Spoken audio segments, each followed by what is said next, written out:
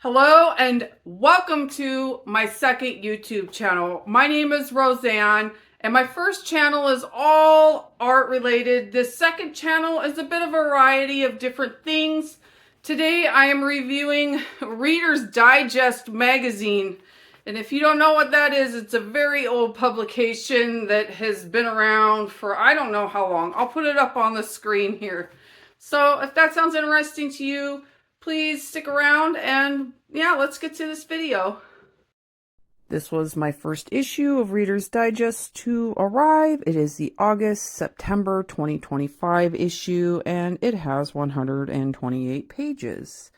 And I'm going to go ahead and unwrap my second issue that got here about a week ago, maybe a little over that. It is the October-November 2025 issue and it has 144 pages.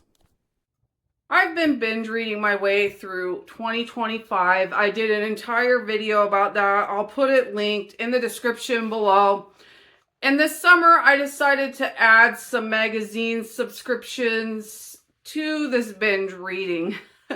I hadn't had a magazine subscription in a while. I'm in my mid-40s, so I remember when having magazines was a pretty big part of just life. You know, it was pretty regular, like watching TV or listening to the radio or whatever.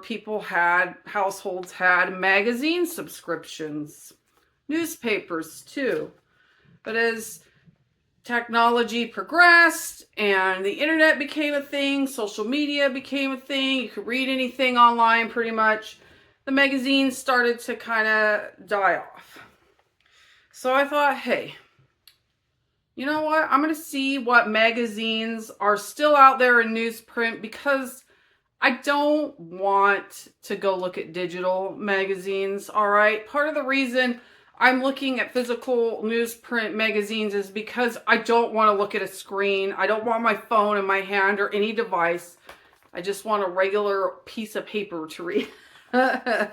So I started exploring and seeing what was still around as far as magazine subscriptions. The last time I'd subscribed to any magazine was probably about 6 or 7 years ago, and it was in Allure Beauty magazine. That was like my last holdout magazine subscription that I kept getting throughout the years. I had that one from the time they started publishing it into the 90s up until 5 or 6 years ago. So I don't know, I decided to look into it and I saw that Reader's Digest was still around. And I thought, well, I don't know, that was an old person's magazine back when I was in my 20s. The last time I had read a copy of Reader's Digest was in my early 20s and it belonged to one of my grandmothers. So I got a pretty good deal on the subscription. I think it was, I think $10 for a year. If you look around or shop around, you can get pretty good, deals on starting magazine subscriptions. And I was surprised at how skimpy the magazine was. I remembered Reader's Digest being pretty thick, but, times have changed. So as you can see from my previous up close and unboxing or showing of the magazines, they're a lot thinner than they were 20 years ago. They're still pretty much the same in a lot of ways as the magazine was back 20 years ago when I read them last, and I like that. Maybe it's because I'm old now, but I enjoyed just sitting down with my coffee in the morning or taking a magazine with me to the laundromat, a couple times a month when I go, and just not looking at my phone and reading little stories, anecdotes. There are some things in this one specifically that were printed off of Twitter and whatnot, but a lot of it is still just reader submission and different people sharing their life stories. And I don't know. I've been enjoying my magazine subscription of Reader's Digest. It's kind of cool to almost, go on a nostalgic trip there into, reading magazines that used to be, not these specific, but this type of magazine, Reader's Digest, was read by my grandmothers.